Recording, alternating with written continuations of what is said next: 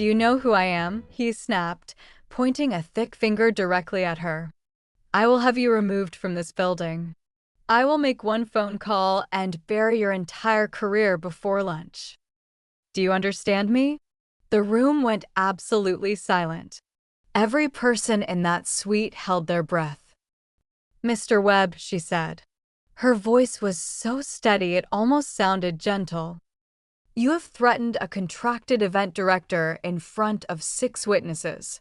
And you are due on that stage in exactly 40 minutes to address 300 international executives, 2 of whom are personally connected to your board of directors.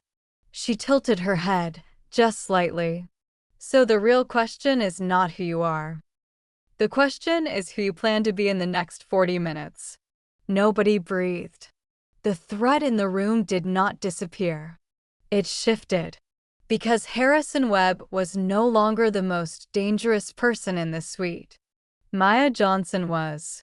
He stared at her with his mouth slightly open, genuinely thrown. He had expected her to apologize. He had expected her to shrink. He had expected her to do what people always did when he raised his voice. She had done none of those things. Across the room, 3 men stood near the open double doors. They had arrived 2 minutes earlier to discuss a last-minute donor coordination issue with the hotel liaison. Instead, they had walked into something entirely different. Yoon Seojun stood with his arms loose at his sides and his eyebrows lifted in an expression of pure, undisguised interest. Cha Do-hyun had gone very still, studying Maya's face the way he studied structural data, looking for the load-bearing point, the thing that was holding everything else up. Kang Tae-wook had not moved at all. He simply watched. Quiet. Careful.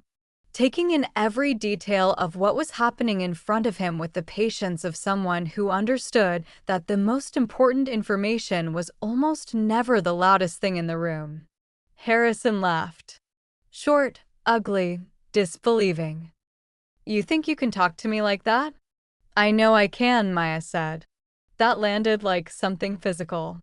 The hotel manager, a thin man named Gerald who had been in hospitality for 22 years and thought he had seen everything, looked like he needed to sit down. Maya turned to him without waiting for Harrison to respond. Call housekeeping for the cleanup, she said, handing Gerald her backup tablet from under her arm. Have security remain stationed outside the door. Then back to Harrison, still perfectly level. You have 2 choices. You collect yourself, walk into that ballroom with your reputation intact, and we never discuss this morning again. Or you continue, and I personally ensure that this incident reaches the press team before your keynote does. Harrison's jaw tightened. You would not. Try me, she said. Simply. No heat behind it. Which somehow made it worse. A long silence followed. The kind that decides things. Harrison looked around the room. 6 faces looking back at him. 3 cameras blinking red in the corners. And 1 woman who had not blinked once. He looked away first. He straightened his cuffs. He smoothed the front of his jacket. He picked up what was left of his dignity from the floor where he had thrown it and tucked it back into place with the practiced ease of a man who had done it before. Then he walked out without another word. The room exhaled in one long collective breath. Gerald looked at Maya like she had just stepped in front of a moving vehicle and the vehicle had swerved. Miss Johnson. Not now, Gerald. She took her tablet back. Get this room reset. 10 minutes. A server raised a trembling hand. 10 minutes. She was already moving. 8. Surprise me. That pulled a shaky laugh from somewhere in the room. The suite came back to life. Housekeeping rushed in with carts. Security repositioned. Staff began picking up glass and mopping the wall and pretending they had not just witnessed a full corporate standoff before 7 in the morning. Maya crossed toward the door. The three men were still standing there. She stopped for exactly half a second, long enough to acknowledge them, short enough to make clear she did not have time for a conversation. Seojin moved first. He smiled the way people smiled when they were genuinely delighted by something unexpected. That was, "I am working," Maya said, and stepped past him into the corridor. Do-hyun watched her go. Taewook moved one step to the side as she passed, just enough to clear her path without being asked. She noticed. She also knew she did not have time to think about it. Because the second she hit the hallway, three things happened at once. Her earpiece lit up with a voice saying the keynote speaker's flight had diverted to Charlotte. The phone in her right hand started ringing with Meridian Global's area code. And Priya came running around the corner with a folder stack pressed to her chest, eyes wide, moving at the speed of someone carrying several fresh disasters and looking for somewhere to put them. Maya. Pick one. Keynote speaker diverted to Charlotte. He says he cannot make it. Next. Meridian Global is threatening to pull $400,000 in sponsorship. Next. The seafood for the closing lunch never cleared the airport. Something about a customs hold. Maya kept walking. Fast, clean strides that made the interns behind her nearly jog to keep up. How long before doors open? Priya checked her watch. 87 minutes. Good. Maya grabbed the first phone. Pull the backup keynote list. Only people already in Atlanta. Breathing hotel air right now. No virtual, no remote, no maybe. Confirmed and present. She handed that phone to an intern and picked up the second one. Tell Meridian's director I will be in his suite in 7 minutes. Not 8. 7. If he leaves that room before I arrive, the meeting does not happen today. She ended that call and answered the one already ringing. If this is about the seafood, she said before the other person could speak, find a replacement protein, restructure the menu around what we have, and rename the course something that sounds intentional. If anyone asks, this was always the plan. She hung up. Priya blinked rapidly. Rename it. Confidence reads as competence. Move. They hit the ballroom doors and pushed through. The noise slammed into them like a wall. Workers on ladders adjusting light rigs that kept flickering. Audio technicians chasing a microphone feedback that screamed every 40 seconds like clockwork. Florists arguing across 3 tables about centerpiece heights, 2 of them in languages that did not include English. A registration team clustered around scanners that refused to read QR codes. A catering manager standing beside a tower of crates with the expression of a man who had made several terrible decisions this week and was only now beginning to understand the consequences. And at the far end of the ballroom, a 12-foot branded sponsor display leaning at an angle that suggested it had already given up and was simply waiting for permission to fall. Why is that still tilted? Maya said. A stagehand spun around. The loading crew brought it through the wrong entrance and the floor manager said we needed approval before. You have approval. She pointed. 4 people on that structure right now. You lift it, you do not drag it. If that base scratches the marble floor, every single one of us will be having a very different conversation tonight. They ran. At the ballroom entrance, the 3 Korean executives had returned.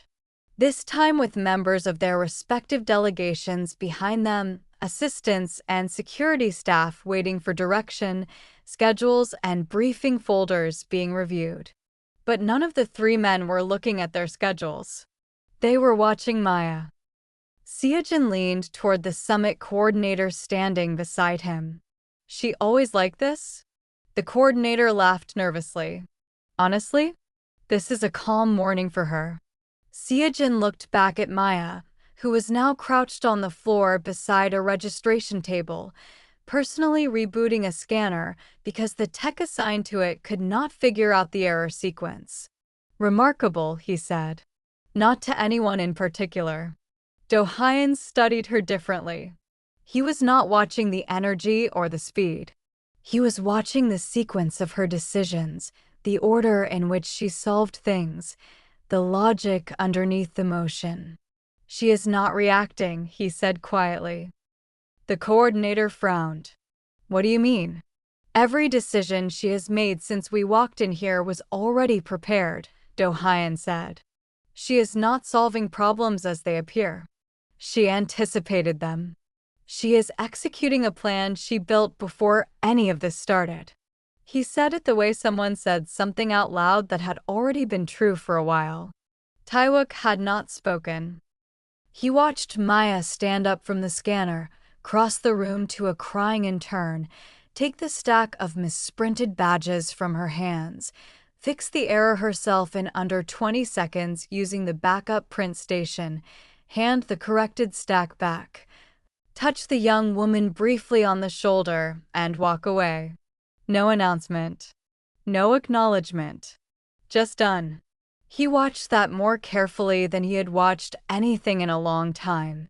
Maya turned and cut across the ballroom toward the VIP corridor. The backup keynote. Dr. Elaine Foster. She is a confirmed summit attendee, staying on the 19th floor. Her credentials are actually stronger than the original speaker. Call her room. Be direct. Tell her exactly what happened and ask if she is willing. Do not oversell it.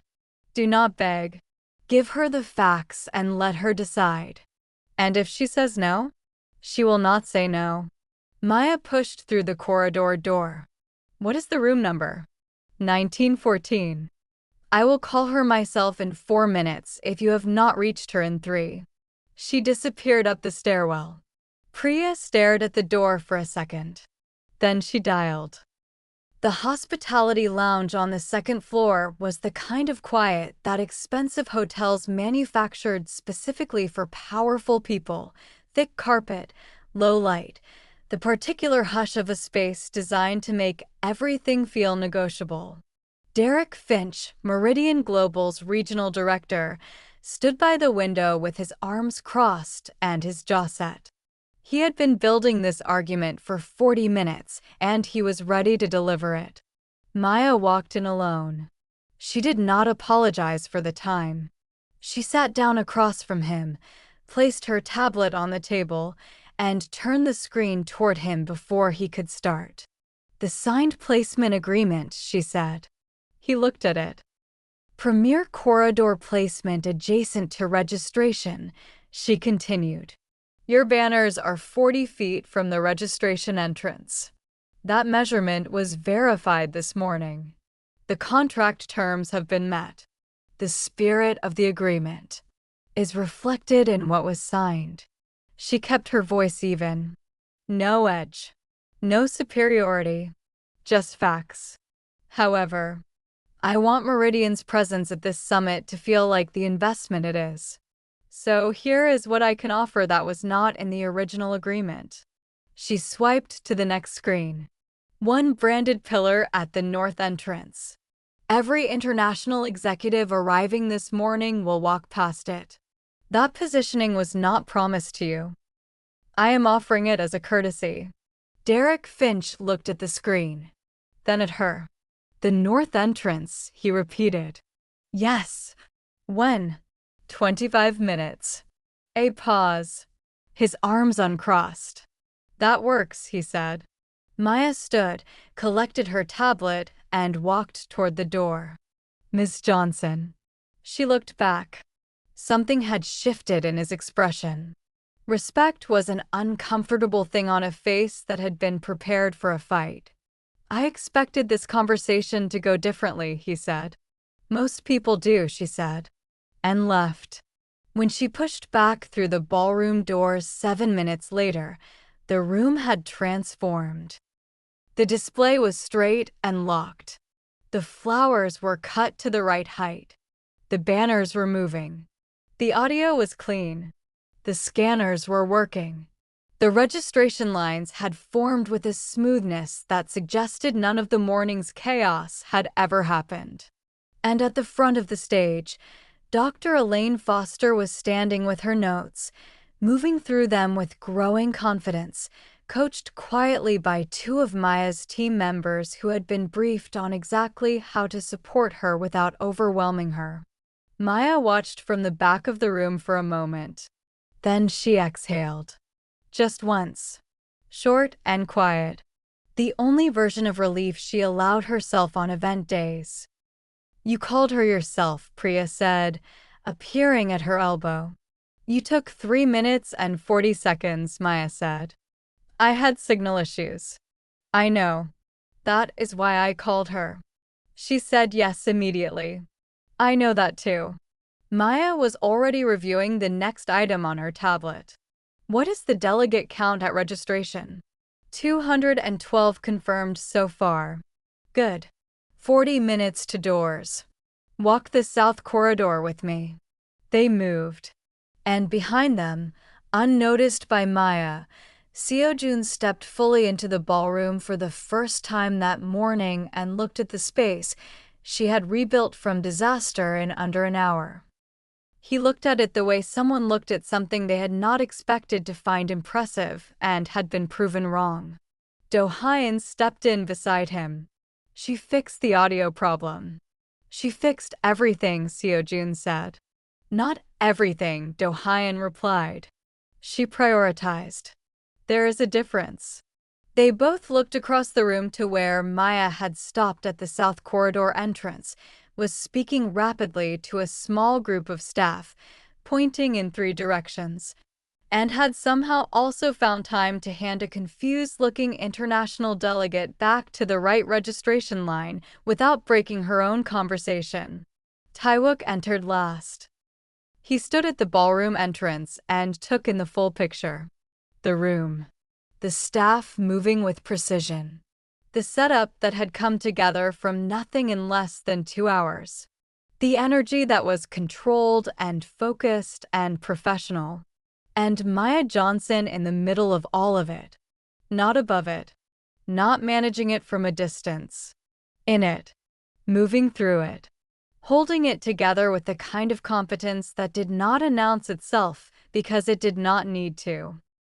The doors opened at 9 o'clock. 300 people moved into the ballroom in waves: delegates, executives, investors, journalists, assistants, interpreters, and the particular breed of person who attended international summits and managed to look equally at home in every city on Earth. The energy shifted instantly. From preparation to performance. From the back of the house to the front. From Maya's world to everyone else's. She stood near the audio station at the left side of the hall as the room filled, watching not the people, but the space around them. Checking sightlines. Reading body language. Listening for anything that sounded wrong. 87 minutes ago, this room had been a disaster. Now it looked like nothing had ever been wrong with it. That was the job. Not the applause. Not the credit. Not the moment on the stage. Maya. Priya's voice in her earpiece. Dr. Foster is backstage and ready. She looks nervous. She is allowed to be nervous. Is she ready? A pause. Yes. She is ready. Good. Maya glanced at the stage. Give her 2 minutes alone before we mic her. Tell her to breathe. She clicked off the earpiece and looked back at the room. Her room. Her event. Hers. She had built this from a collapsed keynote, a furious donor, a sponsor crisis, a seafood disaster, and a grown man who had thrown a glass at a wall before 7 in the morning. She had built it from all of that. And it was perfect. From across the room, through the crowd of 300 people, Taewook found her without trying. She was standing very still at the side of the hall while everything moved around her, and there was something about the way she held herself in that moment, the quiet pride of someone who knew exactly what they had done and needed no one to confirm it. That made it impossible to look away. He did not look away. And when the lights dropped for the opening session and the room went warm and amber and DR, Elaine Foster walked onto that stage and delivered an address so precise and so compelling that the audience forgot she was a replacement at all. Taewook stood in the back of the hall and thought about the woman who had made that possible. Who had made all of this possible, without once asking to be seen for it. The afternoon networking break came at 2 o'clock and the rooftop terrace filled fast. Business cards moved between hands. Interpreters worked in clusters. The Atlanta skyline held still and golden in the late afternoon light, while people who ran industries and moved markets stood against it and talked about what came next. Maya was not on the terrace for leisure. She was doing 3 things at once: monitoring the catering flow, tracking a schedule adjustment for the evening session, and reading a message from the summit's executive board about the gala running order. When she walked around the corner of the bar station and stopped, Seojin was standing directly in her path. Not accidentally.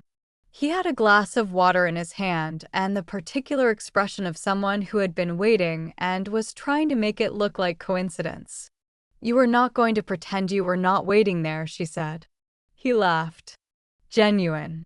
Unguarded. "No. I was absolutely waiting." She almost smiled. "I have 4 things I need to." 2 minutes, he said. "That is all." She looked at her watch. Then at him. 1.5. He accepted that without complaint, which she noted. "The keynote replacement," he said. "That was your decision?" "Yes." "You had what, 90 minutes?" 87. He shook his head slowly. "In my company, I have people whose entire job is crisis management. Whole teams. Systems built specifically for this." He looked at her with something that was not flattery. It was too direct for flattery.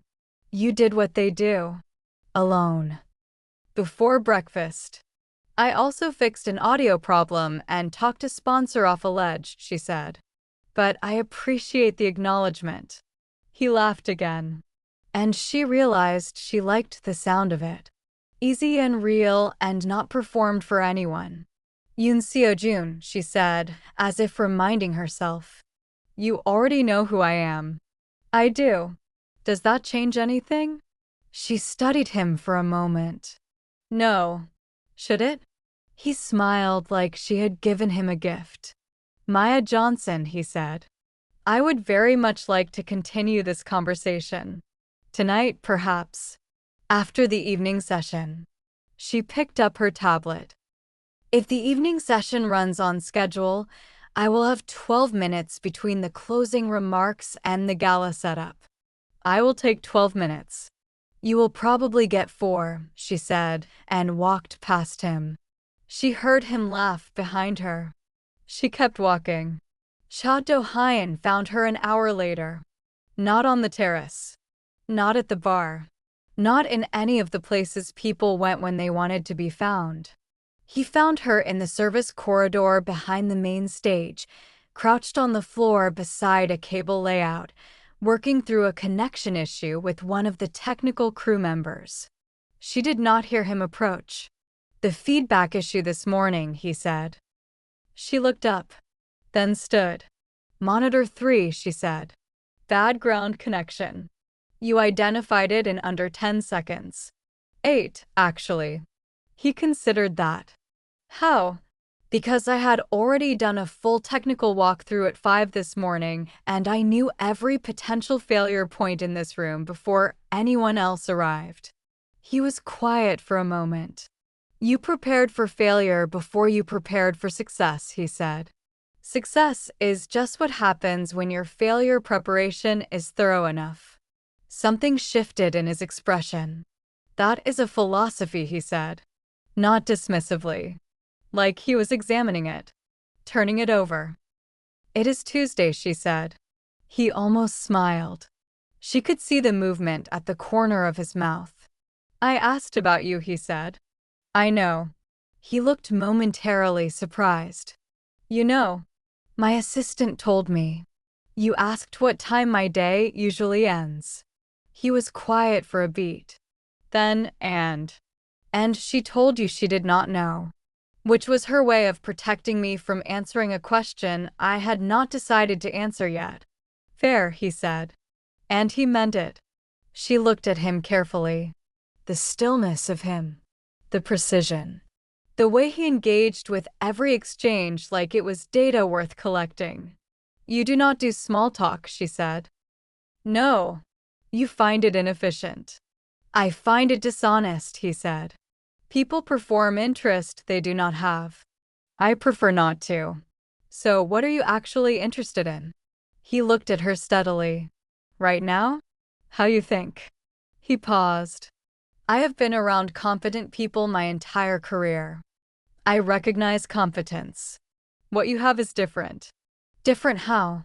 Competence executes what exists, he said. What you do is build something that was not there before. Repeatedly. Under pressure. Without losing the original standard. He paused again. That is rarer than people realize. Maya looked at him. She was not used to people being this direct about what they observed. Most people wrapped observations in social cushioning. He simply stated them. Like facts. She found it unexpectedly refreshing. Chadohayan, she said. Yes. Why are you really here? At this summit. Your assistant could have represented your company. You do not need the networking. You have turned down larger events than this one. He met her eyes. I had reasons, he said. Some of them are clearer now than they were when I arrived. She held his gaze for 3 seconds. I need to finish this cable check, she said. I know, he said. I will leave you to it. He stepped back. Maya Johnson. Cha Do-hyun. I hope the rest of your day has fewer disasters. It will have exactly the disasters it was always going to have, she said, crouching back down to the cables. I have already planned for all of them. She heard his footsteps leave the corridor. She also heard the small sound he made before he walked away. It was not quite a laugh, but it was close. Taewook did not seek her out that day. He did not appear in corridors. He did not wait near bars. He did not ask Priya questions. He simply moved through the day at his own pace, attended his sessions, engaged with his delegation, and did what he had always done. He paid attention. He noticed when Maya's team shifted formation during the afternoon break, suggesting a plan change had been executed mid-session. He noticed that she ate nothing until 2:15 in the afternoon, and even then it was half a sandwich consumed while walking. He noticed that she checked on the keynote replacement twice after the session ended, not to evaluate the performance, but simply to make sure Dr. Foster felt all right. He noticed all of it, and he said nothing to anyone about any of it.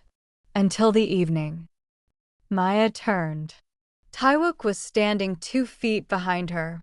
She had not heard him arrive. She did not react to his proximity, just met his eyes. What your mother told you, he said. About making something better without making the person feel worse. Maya went still. She remembered saying that. Yesterday. In passing. To Priya. Not to him. He had not been in that conversation. You heard that, she said. I was passing the corridor, he said simply. I was not trying to overhear. She studied him. It stayed with you, she said. Yes. Why? He considered the question seriously, the way he seemed to consider everything. Because most people with that level of discipline use it for themselves, he said. For their own outcomes. Their own results. He paused. You use it for everyone else.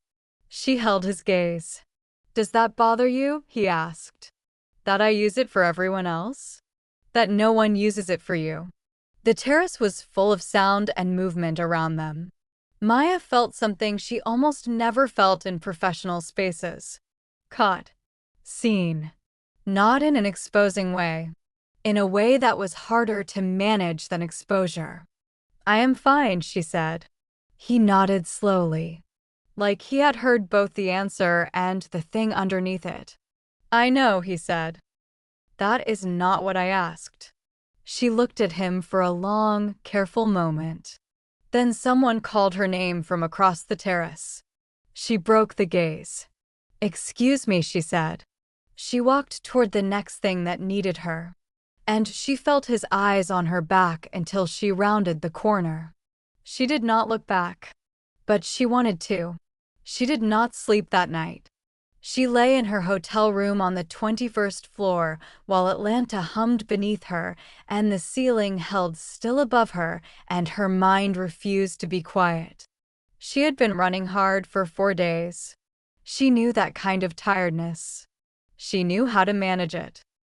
She knew how to put everything in its correct box and close the lid and wake up in the morning ready for the next sequence.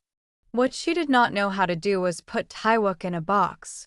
Not because he was complicated. Because he was not. He was simply the clearest thing in a week full of things that required constant interpretation. She thought about Seo-jun, who made her feel like the most interesting person in any conversation and seemed to genuinely mean it. Who had waited in her path and asked for 90 seconds and accepted when she gave him 45. She thought about Do-hyun, who did not perform interest he did not have and had looked at the way she worked like it was the most interesting data set he had encountered in years.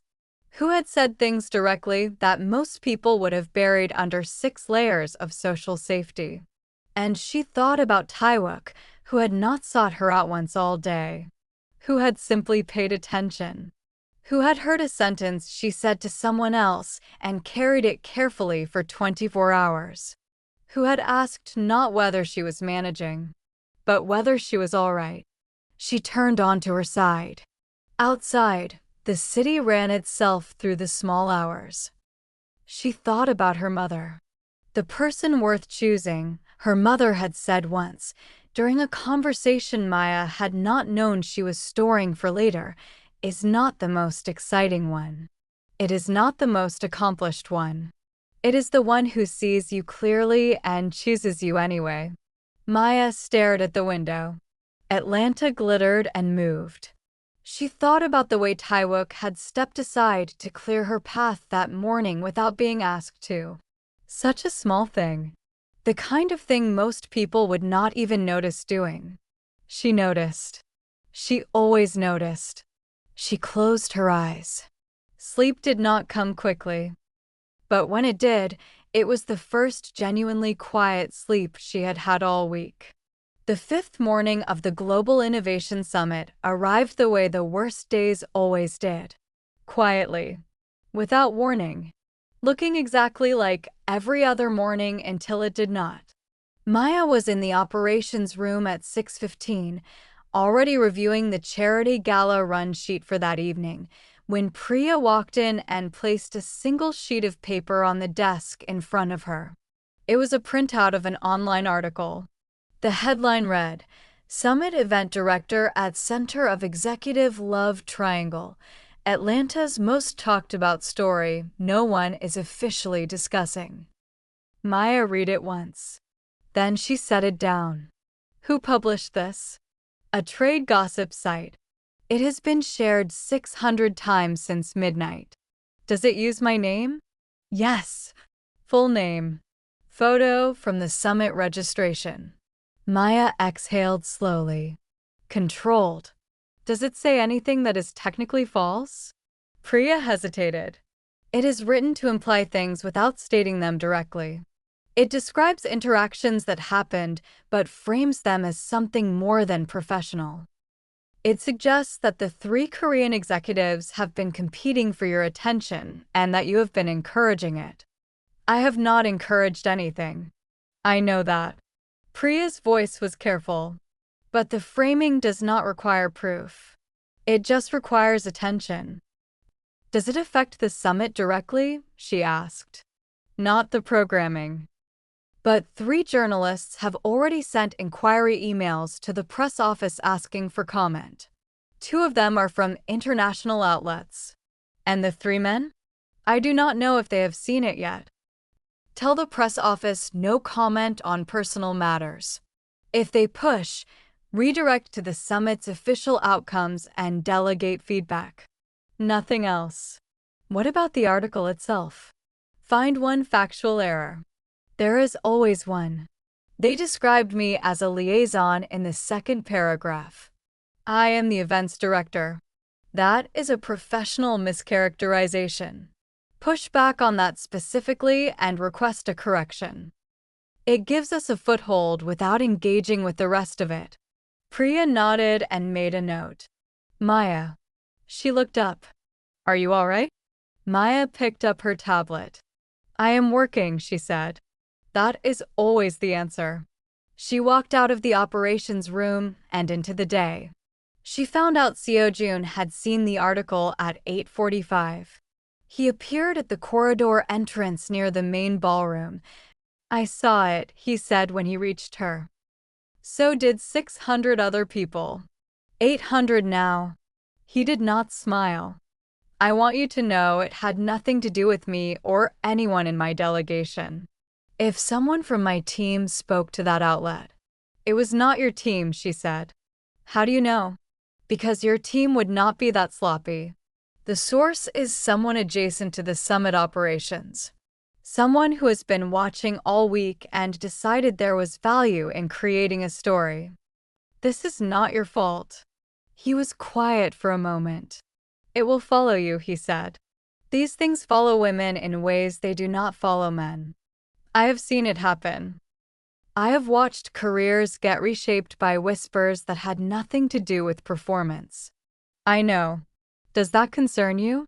It concerns me that I have a charity gala tonight that requires my full attention, and I am standing in a corridor having a conversation about an article I cannot control.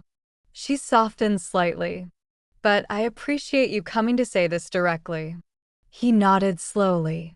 For what it is worth, he said, the parts of it that were observational rather than fabricated, they were not wrong. She looked at him. I am not pretending I have not sought you out this week, he continued. You are the most capable person in this building and also the most interesting. Both of those things are true, and I am not embarrassed by either. Seo-jun. I am not asking for anything, he said quickly. I know the timing is impossible. I know you are working. I just did not want you to think I would deny what I have felt to protect my own reputation. He paused. You deserve people who do not make you invisible. That is all I wanted to say. She stood in the corridor for a moment. Then she picked up her tablet and kept moving. Do-hyun found her during the mid-morning session break. He did not mention the article at all. Instead, he found her in the same service corridor where they had spoken the day before, reviewing a lighting adjustment for the evening gala, and said without preamble, I want to finish the conversation we started. She looked at him. About operational failure? About what is missing, he said. About information and trust. She understood immediately that he was not talking about the panel discussion anymore. I have been thinking about what you said, he continued. That most failures come from missing information. Not bad decisions or bad people. Just gaps in what was known at the time. He stopped walking, which meant she stopped too. I have spent my entire career assuming that if I gathered enough data, every decision would eventually become clear. And this week has made me less certain of that. She studied his face. The precision was still there. The control. But something underneath it had shifted. Some things cannot be measured, she said. No. He was quiet for a moment. But they can be trusted. That is what I am learning. That some things require trust before they can be understood. You are not good at that, she said. It was not a question. No, I am not. He looked at her steadily. I leave tomorrow morning. Early flight. I want to be honest with you before I go. Do-hyun. I know the timing is wrong, he said. I know I am not easy to be with. I know the distance between Seoul and Atlanta is not something that disappears because two people want it to. He paused. What I do not know is whether any of that matters more than what I have felt every time we have spoken this week. She held his gaze. The corridor was quiet around them. Somewhere in the distance, the sounds of the summit continued, voices, movement, the particular hum of important people doing important things. Here, in this narrow space behind the stage, it was just the two of them. I need to finish this summit, she said finally. I know. That is not a rejection. I know that too. And he almost smiled, more visible this time than any expression she had seen from him all week. I am a patient man.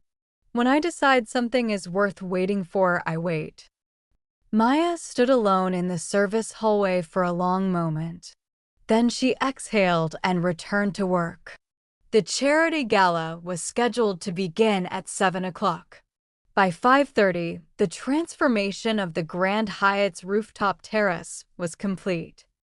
What had been a networking space for the past 4 days was now something else entirely, draped in deep blue and gold, lit with hundreds of small lights that would glow against the Atlanta skyline once the sun finished setting.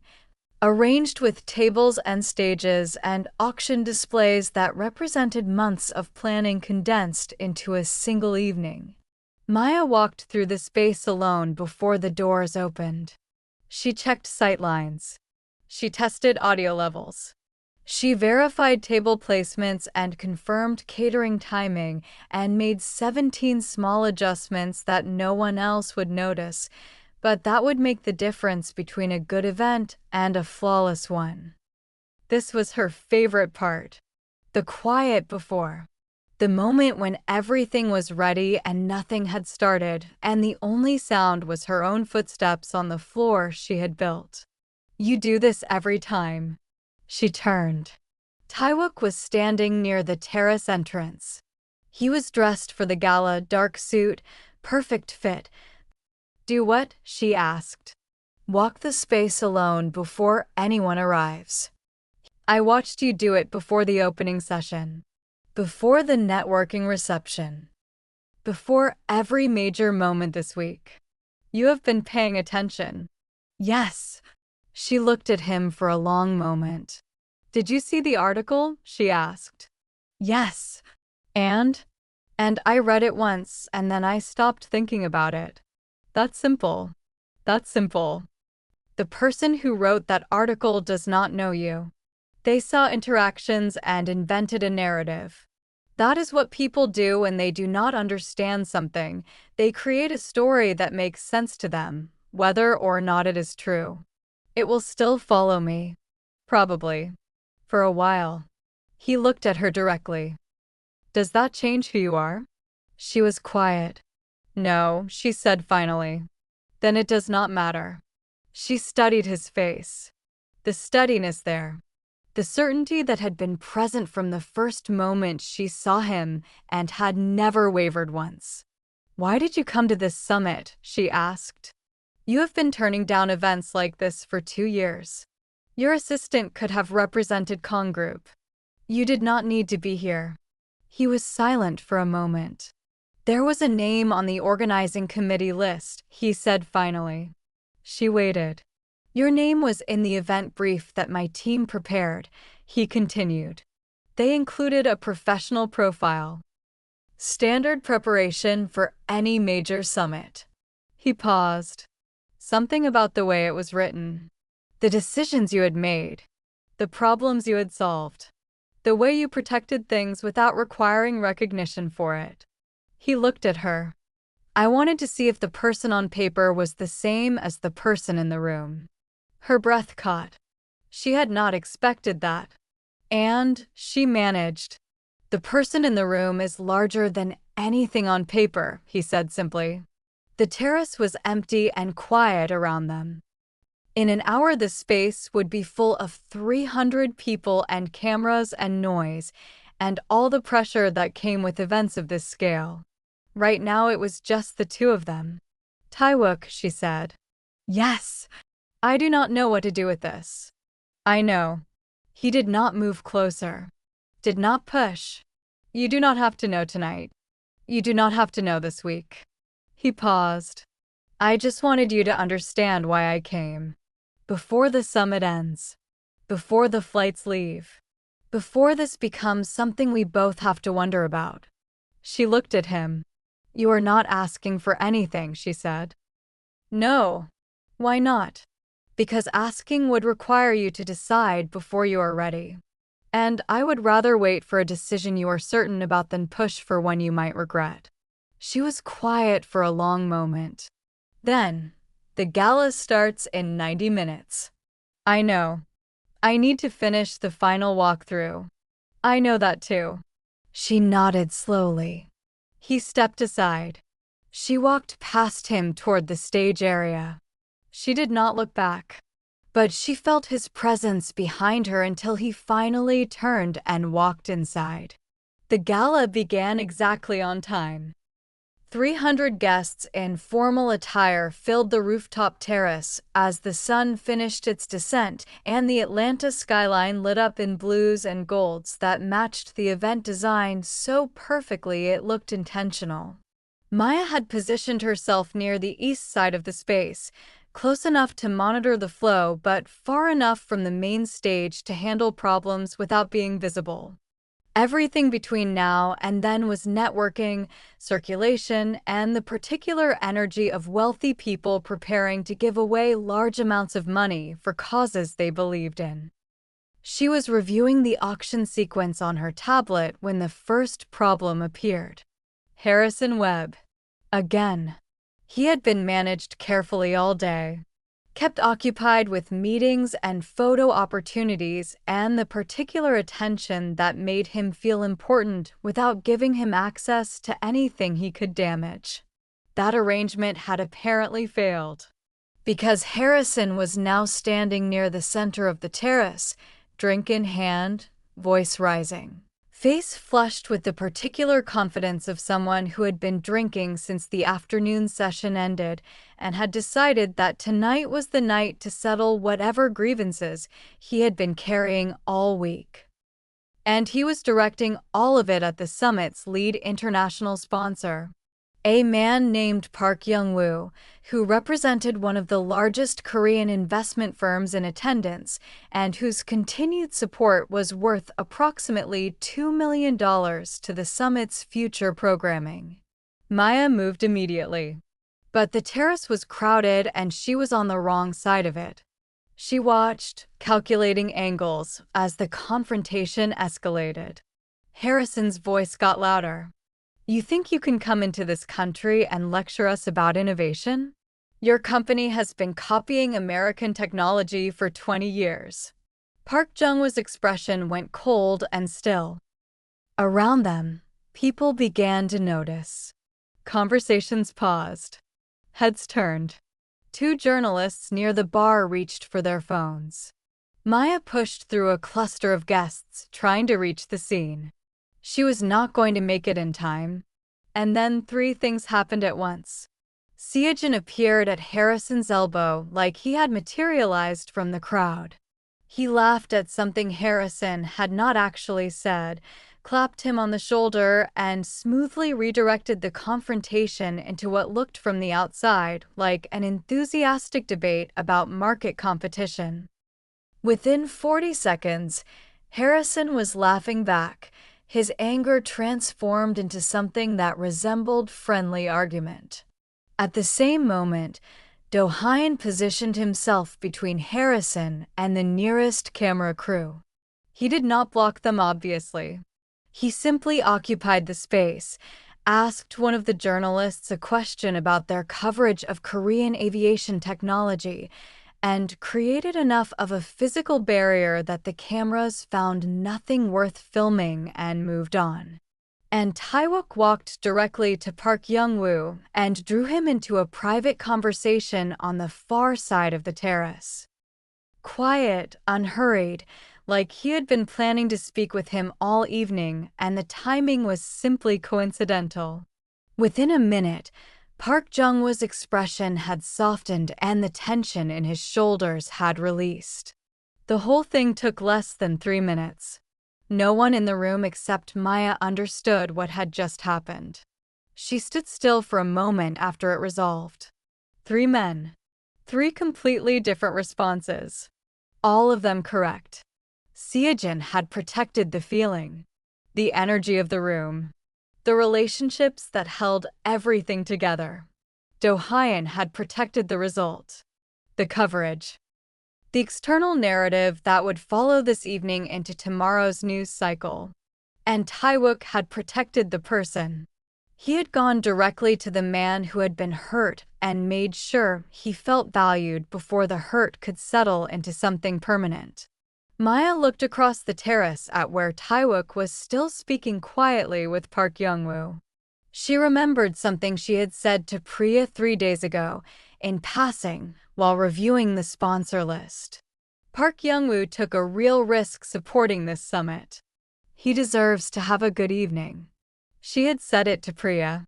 Priya had not spoken to any of the 3 men, which meant Taewook had been listening, paying attention to what mattered to her before she had even told him it mattered.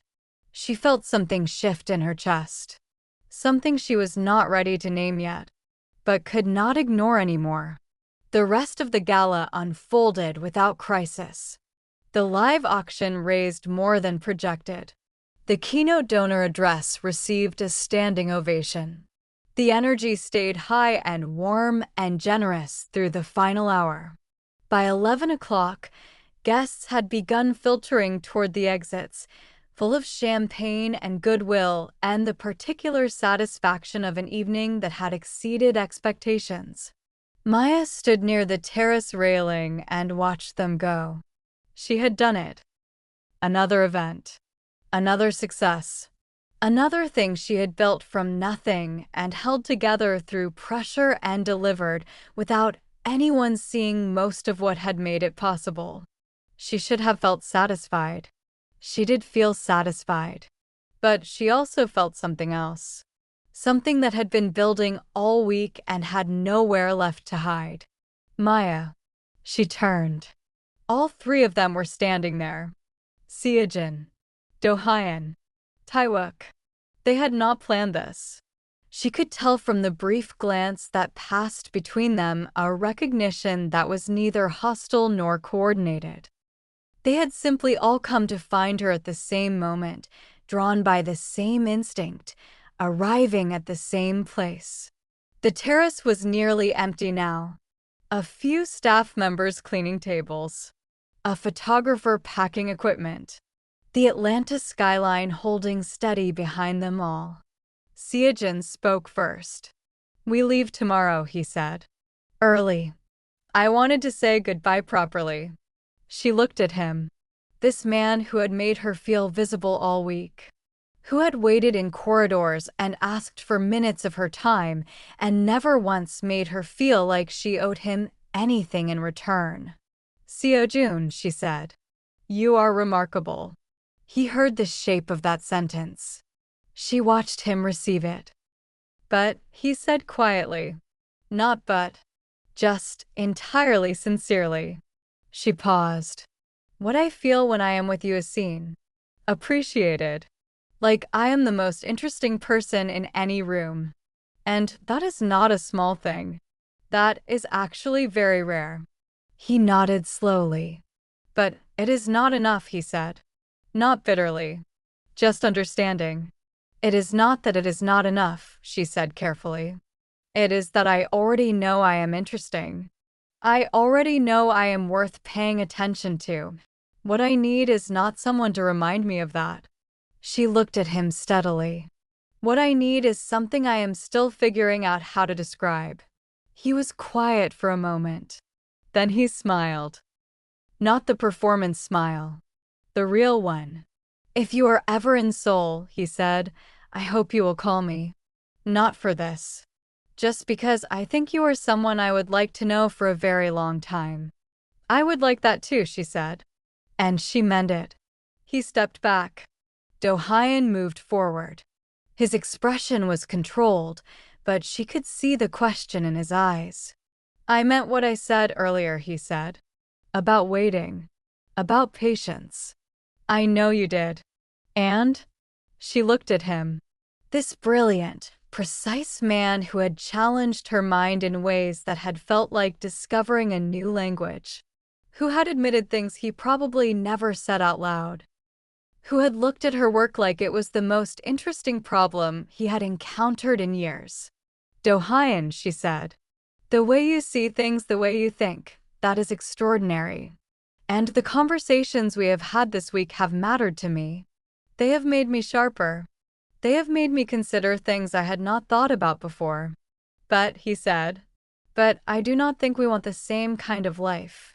She paused. You want someone who fits into your system. Someone who can be categorized and understood and integrated into the way you have built your world. And I cannot be that. I do not want to be that. I need someone who does not need to understand me completely in order to choose me. He was still for a long moment. That is fair, he said finally. I do not agree with all of it. But it is fair. I know you do not agree. You knew I would not. I knew you would hear it honestly, she said. That was more important. He nodded once. Precise, the way he did everything. If you change your mind, he said, I am not difficult to find. I know. He turned and walked toward the terrace exit. She watched him go. And then there was Taewook. He had not moved. He had not spoken. He had simply stood there, watching her say goodbye to the other two men, waiting for whatever came next with the patience of someone who understood that some things could not be rushed. She turned to face him fully. The terrace was empty now except for the two of them. The city glittered below. I thought about it, she said. All night. Most of it. And? She took a step toward him. You came to this summit because of a name on a document, she said. Because of what someone's work said about who they were. You flew across an ocean on a hunch. It was not a hunch, he said. It was a recognition. A recognition of what? Of someone worth knowing. He paused. Of someone worth crossing an ocean for. She looked at him. I am not easy, she said. I work constantly. I carry things I do not always say out loud. I have never lived anywhere but the United States. I do not know what a relationship looks like with someone on the other side of the world. Neither do I. Does that concern you? Many things concern me, he said. Uncertainty does not stop me from moving toward what is right. How do you know it is right? Because for the first time in a very long time, he said quietly, I am not calculating. I am not measuring outcomes or weighing probabilities. When I look at you, I simply know. She felt something break open in her chest. Not painfully. Like a door that had been stuck for a long time finally swinging wide. You see what I carry, she said. Yes. You have seen it all week. Yes. And you stayed anyway. Yes. He stepped closer. Because seeing what someone carries is not a reason to leave. It is a reason to help them hold it. Her eyes burned. She did not let the tears fall. Taewook. Yes. I am choosing you. He was very still. Not because you are the safest choice, she continued. Not because you are the most certain. But because you are the one who sees me clearly. All of me. The parts that are strong and the parts that are tired and the parts that do not know how to stop working long enough to let someone take care of me. She paused. And you chose me anyway. Before I was ready. Before I even knew this was something I was looking for. He reached out and took her hand. Not dramatically. Not possessively. Just a connection. Steady and warm. I have waited my entire adult life for someone I did not have to perform for, he said. Someone I could simply be present with. Someone who did not need me to fill every silence with words. He looked at her. When I found that person, I was not going to let timing or distance or fear stop me from telling her the truth. She looked at their hands together. His fingers were warm and certain against hers. The summit ends tomorrow, she said. Yes. You fly back to Seoul. Yes. And then what? And then we figure it out, he said simply. Phone calls. Flights. Whatever it takes. However long it requires. He paused. I did not cross an ocean to give up because the logistics are complicated. She almost laughed. You make it sound simple, she said. It is simple, he said. Not easy, but simple. I choose you. You choose me. Everything else is just details. She looked up at him. The Atlanta skyline glowed behind them. The gala was over. The summit was ending. And standing on a rooftop in the city where they had met, Maya Johnson made a choice that she had not planned for and did not regret. Okay, she said. Okay. We figure it out. He exhaled slowly. And she realized it was the first time all week she had seen him release tension he was holding. Thank you, he said quietly. For what? For being brave enough to choose something uncertain. She squeezed his hand. You came to a summit because of my name on a document, she said. That was brave first. I am just catching up. He smiled. It was the first full smile she had seen from him. It changed his entire face. Maya Johnson, he said. Kong Taewook. I am going to spend the rest of my life being grateful for this week. That is a long time. Yes, he said. It is. And standing on the rooftop of the Grand Hyatt Atlanta, with the city lights spread out below them and the future spread out ahead of them, they did not need to say anything else. They simply stood there together. Two people who had found each other in the middle of chaos. Two people who had chosen each other despite every complication. Two people who understood, finally, that the right love was not the love that arrived on schedule. It was the love that was worth rearranging everything else for. 1 year later. The wedding was small by Kong family standards. 120 guests. A venue in Seoul that overlooked the Han River. A ceremony that blended Korean traditions with elements that honored Maya's heritage. Her mother flew in from Atlanta with her 3 closest friends and cried through the entire ceremony. Priya came with her husband and gave a toast that made everyone laugh and Maya tear up. Seojin sent flowers and a note that read, You chose well. Both of you. And yes, I am still waiting for that phone call. Do-hyun sent a bottle of wine older than both of them and a card that said simply, Some questions do not have clear answers. Yours did. I am glad. Taewook's family attended in full force. His mother, who had been skeptical at first, had spent the past year slowly warming to Maya, won over not by performance, but by consistency. By watching her show up. By watching her fight for things. By watching her refuse to shrink even when the pressure to conform was enormous.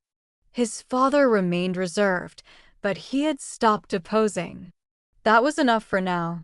His sister Minji stood beside Maya during the vows and whispered, If you hurt him, I will make your life very difficult. Welcome to the family. Maya laughed through her tears. When Taewook took her hands and made his promises, he spoke in both languages. You taught me that strength is not silence, he said in Korean. That protecting someone means standing beside them, not in front of them. Then, in English, you are the first person who made me want to be known. Not managed. Not understood strategically. Known. I will spend the rest of my life making sure you feel the same way. Maya's vows were shorter. She had never been good at long speeches. I spent years building events for other people, she said, making their visions possible, protecting their moments. She looked at him. You are the first person who made me want to build something for myself. Something that is ours. I choose you. Today. Tomorrow. For all the days I have left. The reception lasted until midnight. By the time they finally left, Maya was exhausted and elated and more certain than she had ever been about anything in her life. In the car, Taewook took her hand. How do you feel? He asked. She looked out the window at Seoul, her city now, their city, glittering in the darkness. Like I finally stopped running, she said. He squeezed her hand. Welcome home, he said. And she was. 3 years later. Maya stood in the lobby of the Grand Hyatt Atlanta and watched the setup for the annual Global Innovation Summit with the particular satisfaction of someone who had been here before. She was not running this event. She was attending it. Her company, the international events firm she had built from scratch over the past 3 years, operating from offices in Seoul, Atlanta, and Singapore, was one of the summit's consulting partners. Her team was backstage right now, supporting the new events director through her first major international conference. Maya had trained her personally. She had taught her everything. The systems. The contingency planning. The way to stay calm when everything was falling apart. The art of solving problems before anyone knew they existed. And she had told her the most important thing. Protect the people, not just the event. That is what makes the difference between good and unforgettable. Taewook appeared at her elbow. He had flown in the day before, rearranging his schedule, as he always did, to be present for moments that mattered to her. Remembering, he asked. Always. The glass against the wall? She laughed. That was day one. That was the moment I knew. She looked at him. After 3 years of marriage, he still surprised her sometimes with the things he remembered. You knew that early? I knew that you were someone worth watching, he said. I knew that becoming someone worth choosing would take longer. He smiled. I was prepared to wait. You did not have to wait long. No, he agreed. You were faster than I expected. She looked around the ballroom. The same space. Different people. Different energy. But the bones of it were the same, the chaos, the pressure, the particular magic of bringing hundreds of strangers together and hoping something meaningful happened between them. 2 people who had found each other in chaos. 2 people who had built something neither of them had planned for. 2 people who had learned, over time, that the strongest things were not the things that never bent. They were the things that bent and held anyway. This is what the story leaves behind. The right person does not ask you to shrink. They do not mistake your strength for intimidation. They do not require you to become less so they can feel like more. The right person sees what you carry. And they stay. Not because it is easy. Not because the logistics are simple. Not because everything lines up perfectly. But because you are worth the complication. Worth the distance. Worth the effort of building something that has never existed before. Maya Johnson spent her whole career building events for other people. Making their visions possible. Protecting their moments. And then she found someone who wanted to build something with her. Not for her. With her. That is the difference. That is everything. If this story made you feel something, subscribe and hit the notification bell so you do not miss what comes next. And share this with someone who needs to remember that being strong and being loved are not opposites. They never were.